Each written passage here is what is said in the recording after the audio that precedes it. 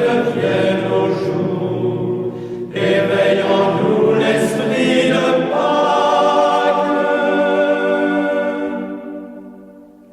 C'est dans la foi que tu confiais ton corps au silence, c'est dans la foi que tu offrais le corps de ton enfant. Ce matin, pour que la fête soit pour tous, présente-nous l'agneau de Pâques.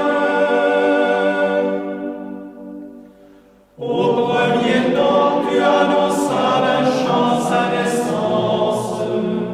Au dernier temps, nous danserons au chant de son amour. Ce matin, pour que la fête soit sans fin, appelle en nous la vie de Pâques. Bonjour frères et sœurs et merci de votre fidélité. Marie a déjà rejoint l'autre rive. Ne faisons pourtant pas d'elle une déesse nouvelle, mise à part des autres. Marie est pleinement femme, enracinée dans notre humanité, et son existence s'inscrit au cœur même de l'œuvre du salut que son Fils est venu accomplir. Elle demeure pour nous le modèle du disciple. Dans ce grand projet de salut, qui n'est rien d'autre que le projet d'amour de Dieu pour toute l'humanité, Marie occupe une place unique. Elle en est la première bénéficiaire et nous révèle ce à quoi nous sommes appelés. Sa destinée préfigure la nôtre. Dans le projet d'amour de Dieu, l'humanité entière est appelée à vivre unie dans son amour. L'Église reconnaît en Marie non seulement la mère de Jésus, la mère de Dieu, mais aussi la mère de tous les hommes, la mère de l'Église. Marie, femme de notre terre, trouve sa joie dans l'œuvre que Dieu de Jésus-Christ accomplit en elle. Ce n'est pas une joie sensible ou sentimentale, mais une joie profonde, spirituelle, enracinée dans un petit mot de 3 lettres simple et entier, oui. Ce oui l'ouvre à la profondeur de l'existence, à la confiance et à la foi. Par ce oui, une brèche s'ouvre dans la vie de cette femme, permettant à l'Esprit Saint de prendre toute sa place. Le oui de Marie rend possible en elle l'œuvre créatrice de Dieu, œuvre de vie qui conduit à la joie et pousse à la mission.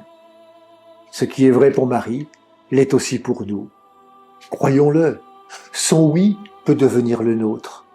Si les hommes font des projets, Dieu aussi a un projet pour l'humanité. En parcourant la Bible, on découvre un Dieu qui prend toujours l'initiative, un Dieu proche qui visite son peuple.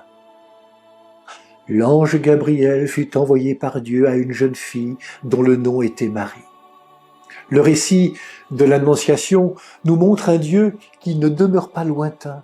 Il veut s'incarner en chacun de nous. Il ne cherche pas à faire peur, au contraire, il vient rassurer, sois sans crainte, n'aie pas peur, Marie. Dieu ne trace pas un chemin compliqué réservé à quelques privilégiés, mais un chemin simple et droit, celui de l'amour. Notre vie ne peut se réaliser pleinement qu'en alliance avec lui.